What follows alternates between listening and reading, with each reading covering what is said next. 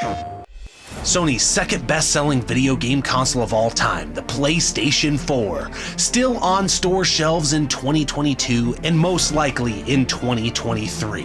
Folks are still struggling to get their hands on a PS5. Have you experienced all that the PS4 has to offer? Many have, but several have not. Is the PS4 still worth owning?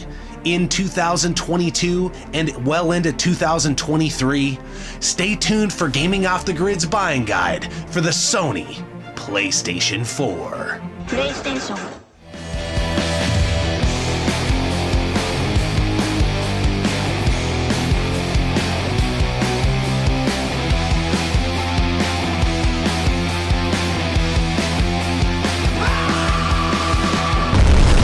Hi, this is Ernie Hudson from Ghostbusters, and you're watching Gaming Off the Grid. Welcome to our PlayStation 4 buying guide. The whole premise of this is to see if it's worth picking up a PS4 in 2023 and beyond. Yeah, I know it's the end of 2022, but it's almost 2023. You're going to get money for Christmas, for the holidays. Yep. And is it worth jumping into a PS4 when the new consoles are out, when all this new stuff's out? I'm going to say yes right away, but we're going to dive deep into it. Yeah. Obviously, the first thing you're going to need in like the whole buying guide is a console. Yeah, and I think that's where the money is going to be spent, at least right now, because the rest of this episode, you're going to be like, holy cow, we had no idea games were this cheap and this readily available. Yes. Maybe you do know, but a console anymore, you know, a base PS4 is going to be probably $150 to $200, and that's even working in pawn shops. I haven't started seeing a lot of PS4s at garage sales and stuff. Games? Not yet. Yeah, games all the time. Yeah. I think people are still playing their PS4s, but games I think are super cheap. You can find bundles like Facebook Marketplace and stuff like that, but probably $150 to $200 for just the console. Yeah. And that's just base model. There's variants and stuff that go for even more. So that's the expensive part. Yeah. It's still not terrible. It's cheaper than a PS5, but still kind of expensive. So let's talk about what consoles are out there and what one would work for you. I think it kind of depends on what type of display you're going to be playing it on. So I think your PS4 that you have is the original. Yes, it's the OG, and I'm still rocking it. I've been rocking it for 5-6 years. I would be, but mine burn up. So I can't say that it's a poor model because yours is still working, but mine blew up. So I don't know, it didn't really blow up. That's just a figure of speech, if you will. Then they came out with the slim model, and there's varying sizes of hard drives and things like that. I think the original was 512 gigabytes, and then there is a terabyte model that came out. Which is clutch. You need space. Yeah, and possibly even more. And that is a very good point. We'll get to that here in a little bit with some accessories that you could buy. And then they came out with the PlayStation 4 Pro. Which I've never played. It's a powerhouse. Yes. Do I want one? Yes. Do I need one? No. And I think the reason is I don't have a 4K TV. Yeah. So I don't really need that power.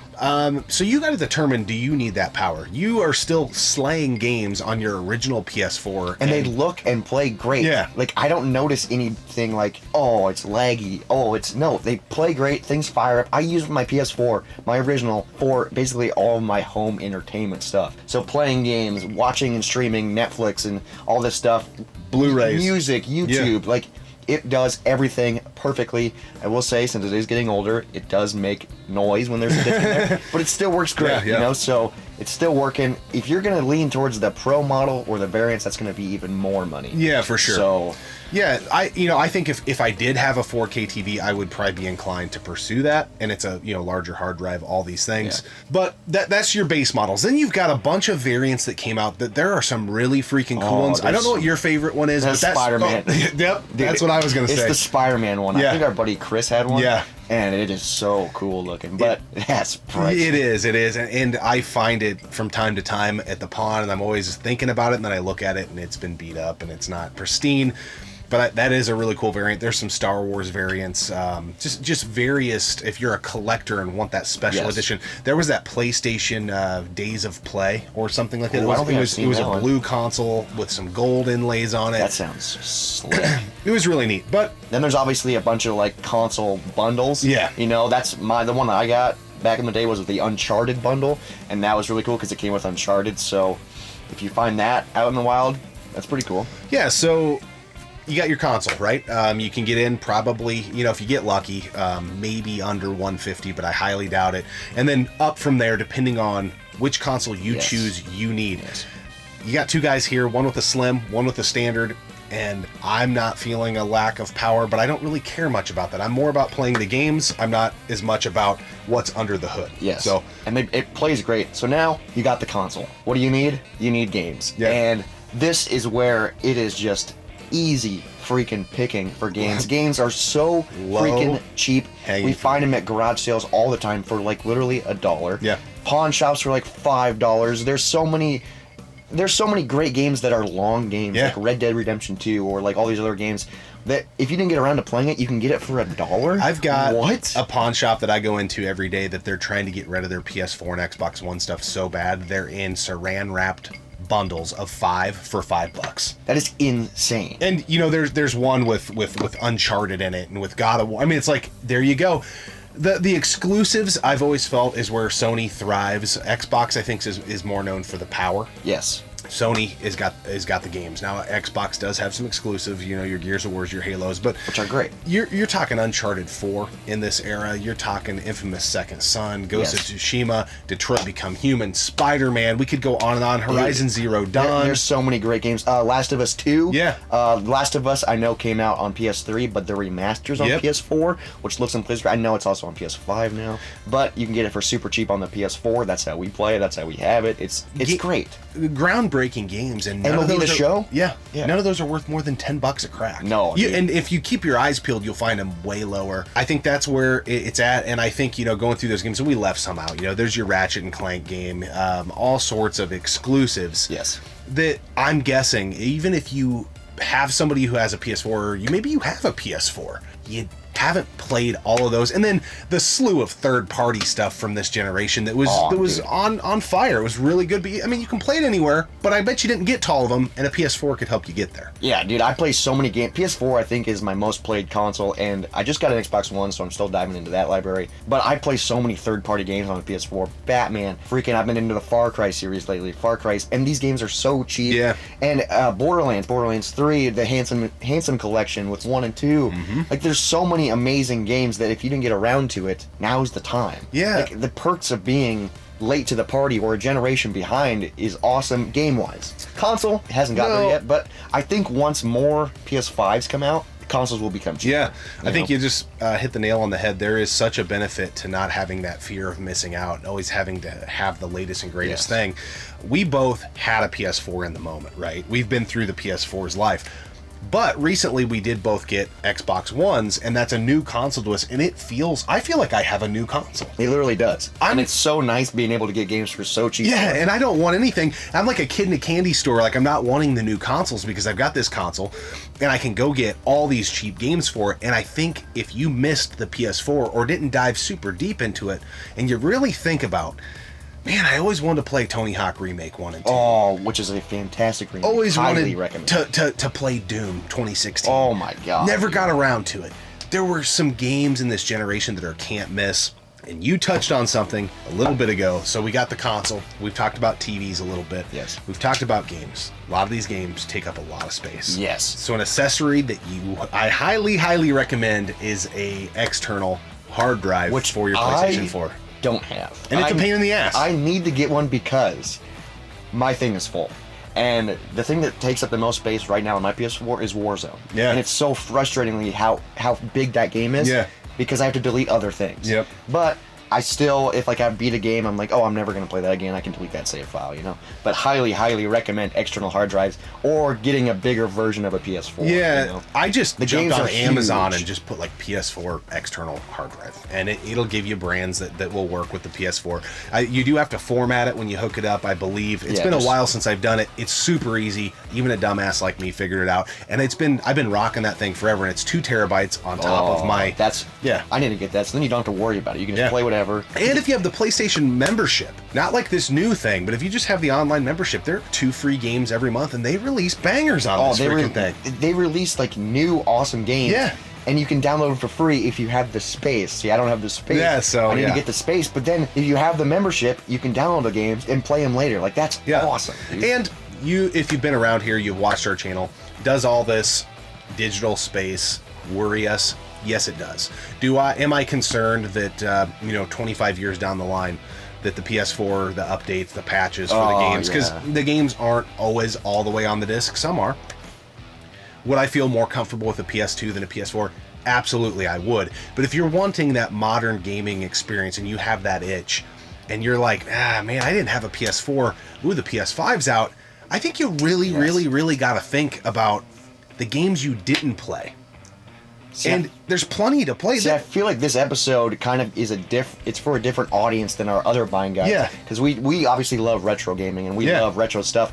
But say you're not a retro gamer, but you missed out on like the PS4. Yeah. It's perfect. HDMI. Everyone has a TV that has HDMI. Or most of the people. Yeah. And then all the games are super cheap. Like, this is for people that missed out, and there's so many amazing games. Like, I literally fire my PS4 up every single day. I play it so much. I do as well. And I've had one, I think I got mine in 2016 or 2017. I would have to go back and look at receipts. But I've missed so many games in the generation. And I've had one the whole time, and I'm always playing a game. There's so many games. That's what's so crazy. There's so many freaking games in any type of genre. You like freaking first-person shooters? There's a ton of them. Yep. You like RPGs? There's a ton of them. Yep, for sure. So that's why I think like the PS4 and just this generation, Xbox One kind of fits in this too, but it's such a great freaking generation to collect for now. Yes, the time is now. I think I felt the same way. During when I got my PS4, I was picking up 360 and PS3 stuff because I just couldn't not pick it up. Yeah, because it was so stupidly cheap. Now, in 10, 15 years, are we going to be saying the same thing?